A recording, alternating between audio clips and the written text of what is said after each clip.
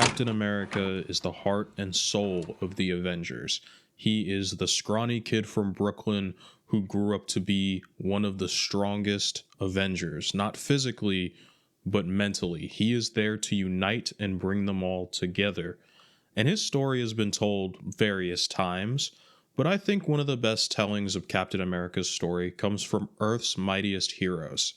There are 4 distinct arcs Captain America goes through in this TV show, the first being with Baron Zemo. When Captain America first wakes up and sees the Avengers, he is not only heavily disoriented, but still believing he is behind enemy lines with Hydra. I mean, he has just recently been blown up out of the top of a rocket and spent the last 80 or so years underwater. He believes Iron Man to be a Hydra goon. He believes the Wasp to be an experiment. It isn't until they take him to the Statue of Liberty, where there's a monument of himself and his sidekick Bucky, that Captain America realizes that he is, in fact, in the future, and these crazy people with superpowers are telling the truth. They're the Avengers. They're supposed to protect the now future, something Captain used to do. But not everything is kosher, and not everything from Captain America's past has gone away. As a matter of fact, one of his greatest enemies in Hydra is still alive and kicking to this day. And when Baron Zemo, a man Captain America has fought multiple times back during World War II, figures out that the Captain is alive, he gives no qualms in not only giving up his leadership of Hydra, but straight up abandoning everything else just for the sole satisfaction of getting to kill Captain America. Now, Baron Zemo is like the polar opposite of Captain America, the other side of the coin, if you will. He is brash, he is flamboyant, he is angry. He attacks with a rapier, an often used offensive weapon, whereas Captain America is seen as the far more defensive fighter using a shield.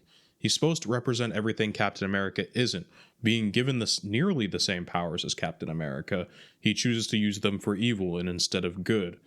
And of course, his hubris is usually what leads him to his downfall, as Captain America did infect him with a deadly virus that he planned to use against the Allies in World War II. This virus is slowly killing him, and he is looking for a cure, believing Captain America to be it. But Captain America is having his own sort of issues, trying to reconcile being so many years in the future. To me. That's some poor reporting. We see throughout the episode that Captain America really is struggling to find a purpose. Not only is World War II over, but majority of the people that he knew, his friends, his loved ones, and even his lover, have all passed away. And even though the Avengers try to make him more comfortable, it doesn't really work. It isn't until Baron Zemo attacks the Avengers mansion that Captain America sort of snaps out of what I would assume to be his depressed stupor. He is able to not only get back into action, but sort of find a purpose within this new world. And even though he does have the chance to apprehend Zemo and take down one of his greatest foes, it just doesn't shake out that way. Baron Zemo had come prepared, and knowing that Captain America is this grand hero, and with Wasp knocked out on the floor, he throws a bomb in order to get Captain America to go try and save Wasp instead of going after him. And of course, Captain America being who he is, he goes to save Wasp. But throughout all of this, he was able to find a sort of agreement and a passion to do something in this new world. And so he decides to join the Avengers. The next time we see Captain America, he is training and sort of preparing his body. He's getting back in the flow of things and is sort of starting to enjoy living in the Avengers mansion.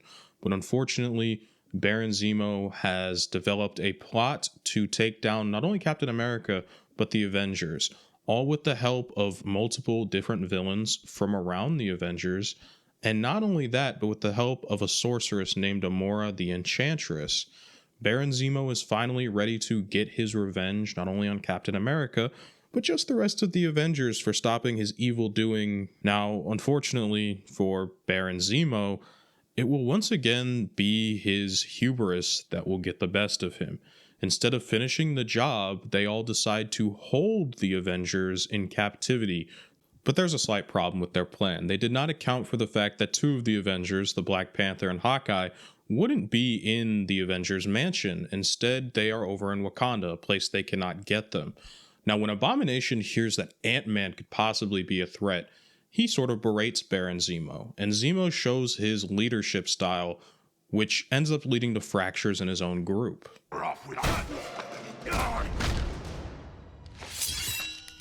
Ant-Man is the last Avenger.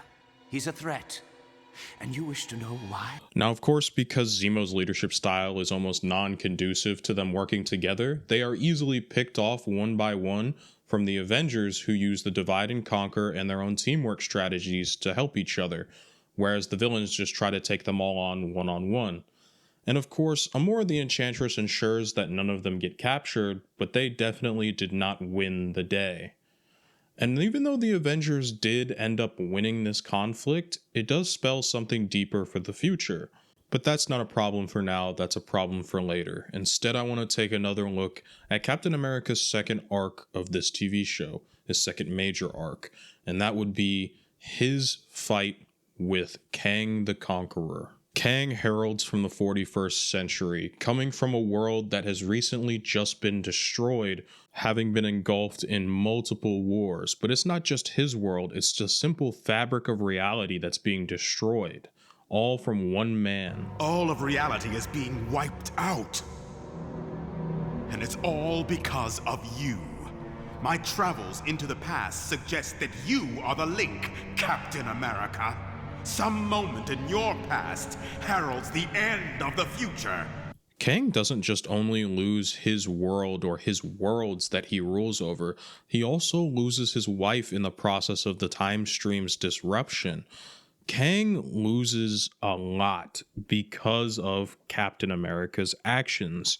At least that's what his data tells him he's losing these things for.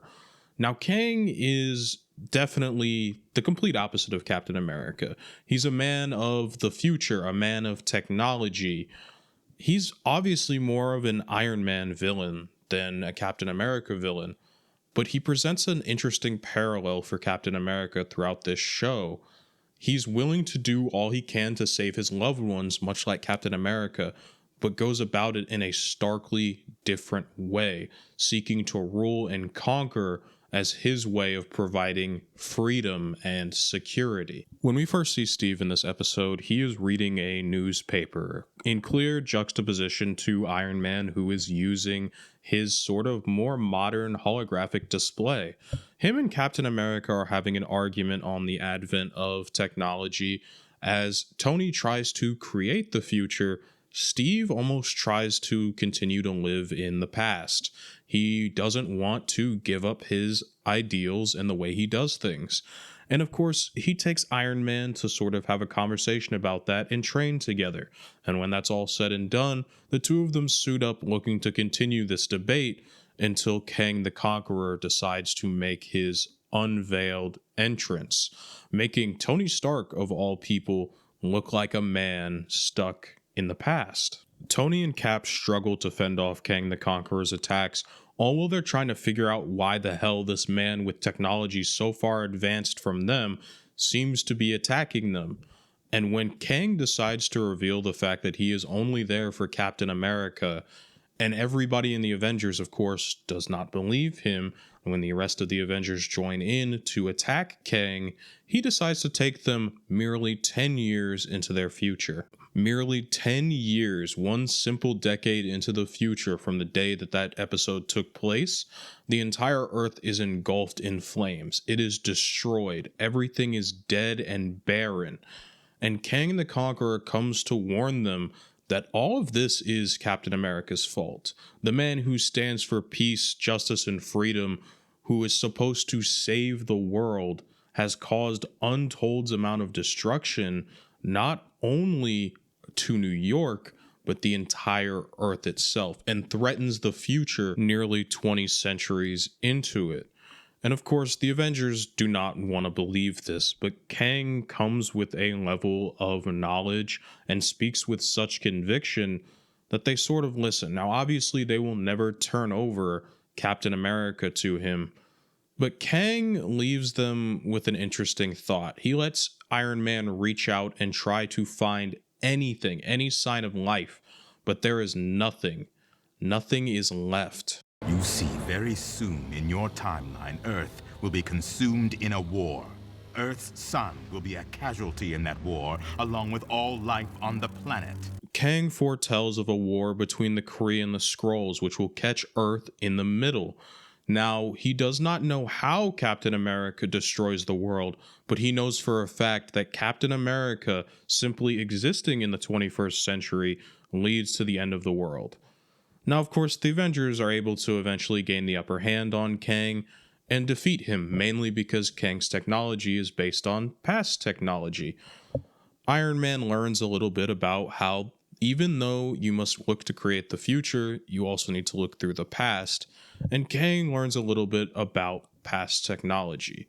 Now, of course, Kang's always one step ahead of them. He's 20 centuries in the future, and he seeks to launch a full-on invasion of Earth in order to conquer them and give them the best fighting chance against the Kree and Skrull in his mind by doing what he does best, to conquer.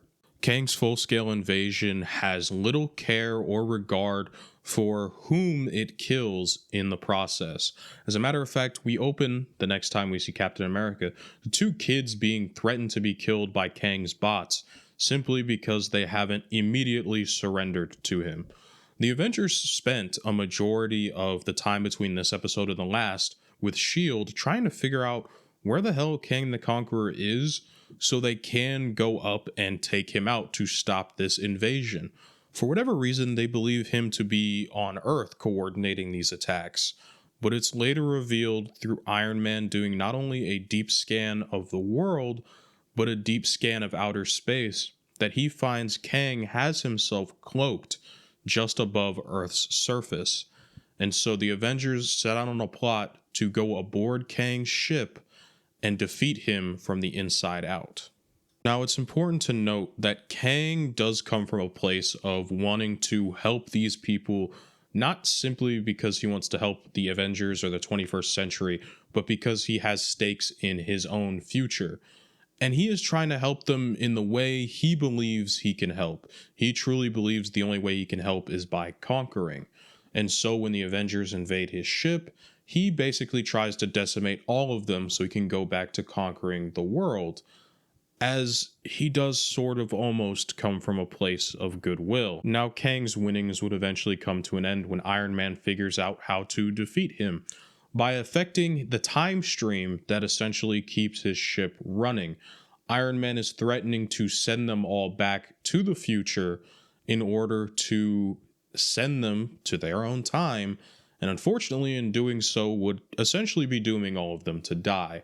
And so Ultron, who Tony is ordering to start this process, begins to try to send him back to the future. It isn't until Wasp shows up and simply explains that Kang is doing this to save his wife. He's doing all of this truly not because he cares about the past, but because he cares about saving his own wife. She's the most important thing to him. And so Kang is going to be apprehended now instead of being sent back to the future, because the Avengers, despite everything, do definitely have hearts. And that leads to the end of this arc for now. You've destroyed everything. Is that so? Oh yes, I know. Because I've seen what Captain America's actions have wrought. His betrayal is just the beginning. The worst is yet to come.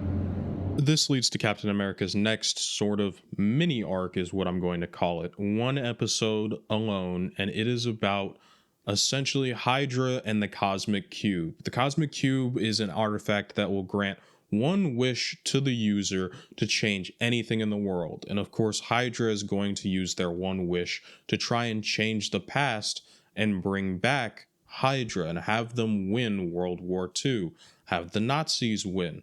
And of course, Captain America, the Avengers, and now Black Widow, who is revealed to be a double agent working for Nick Fury against Hydra, are trying to stop the Cosmic Cube from being used by Hydra, and they're attempting to contain it. Now, this just leads to one of my favorite Captain America moments from any piece of media in this episode. Yes, it involves Hulk. Shot. If you say so, big guy. Now remember, watch out for civilians. Is that why you teamed up with me? To protect people from the monster? Stow that talk. I want you to protect civilians from Hydra. They're the monsters here, not you. In my day, we had a name for someone like you. Yeah? What's that? Hero. I've been watching you, Hulk. No matter how scared people are of you, no matter how much you're hounded, you always do the right thing. And that makes you a hero in my book. I think that quote perfectly summarizes Captain America as a character.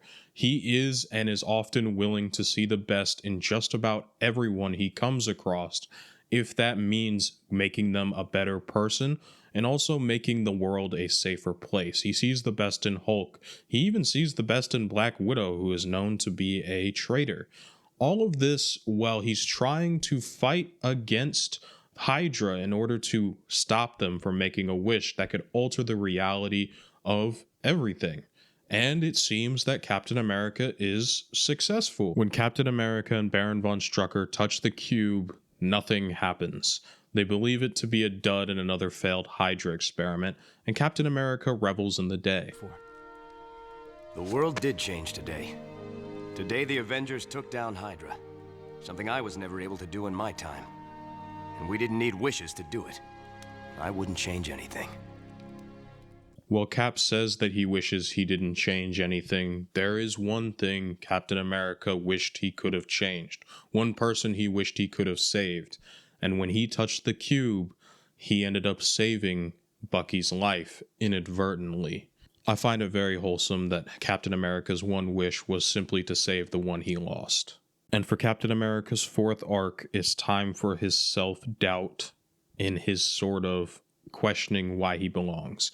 You see, Loki has, throughout this first season, had an overarching plot to take over the 9 realms and defeat them. And to do so, he scatters the Avengers across the 9 realms, with Captain America ending up in Niflheim, or the world of the dead. Now, Captain America, while being in the world of the dead, is faced with all of the people he perceives to have let down and let be killed. The 1.5 episodes Captain America spends on Niflheim are spent trying to show us that these deaths affected him, showing us that Captain America has heavy survivor's guilt.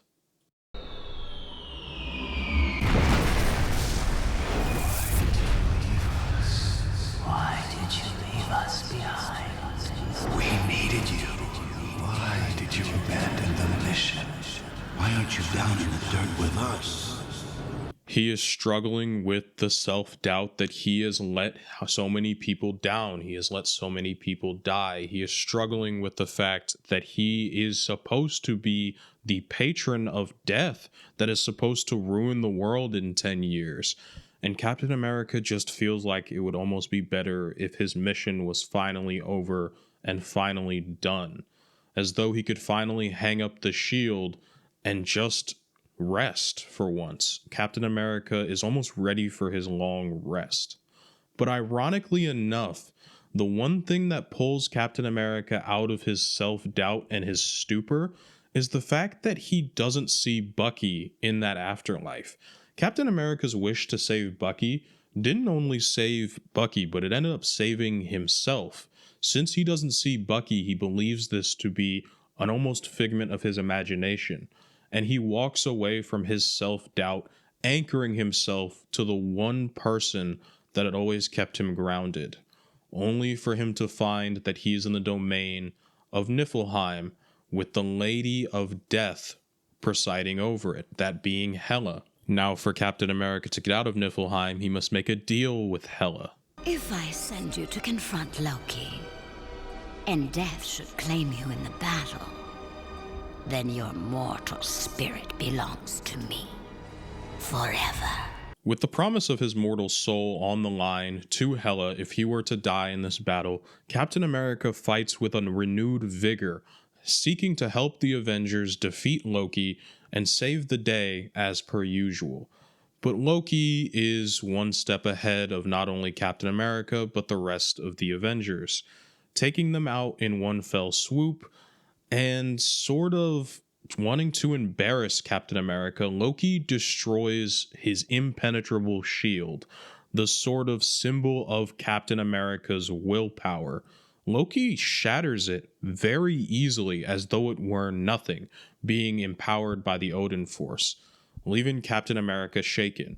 And even when Iron Man comes to save the day, so with Iron Man showing up and helping stall Loki until Odin woke up, the Avengers were able to win the day.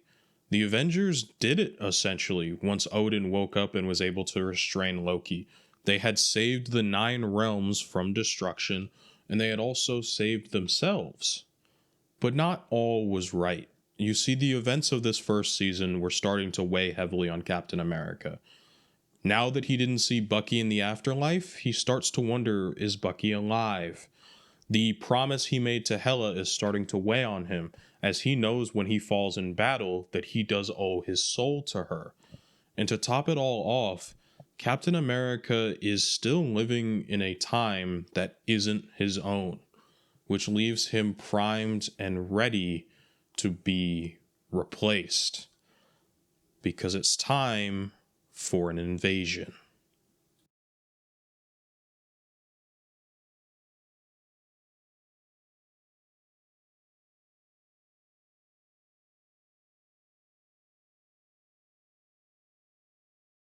So that would be Captain America's story arc through season 1. We essentially get to see him go from a man who's seemingly out of time and is upset about where he is in the present to finding his footing and truly feeling like a hero once again in the present day, only to be beaten down by the events that are surrounded him, whether it was the loss of the people he loved all from the 1930s, or it was being told that he's going to be the reason the world ends, or if it was simply for going to literal hell and being faced with his worst fears and his biggest trauma, being a survivor. Now, I think this show handles Captain America extremely well. It's my favorite interpretation of the character. I love the way in which he feels like a modern Captain America without him being some dick-headed racist like the Ultimate Comics kind of pulled, well, more realistic. I've always viewed Captain America as a sort of Superman-like character. They're supposed to be flawed, but not in the same way as others. They're still supposed to be the patron and being like the greatest superhero out there. Well, anyways, thank you all for listening to me ramble on, and I appreciate you watching. Peace.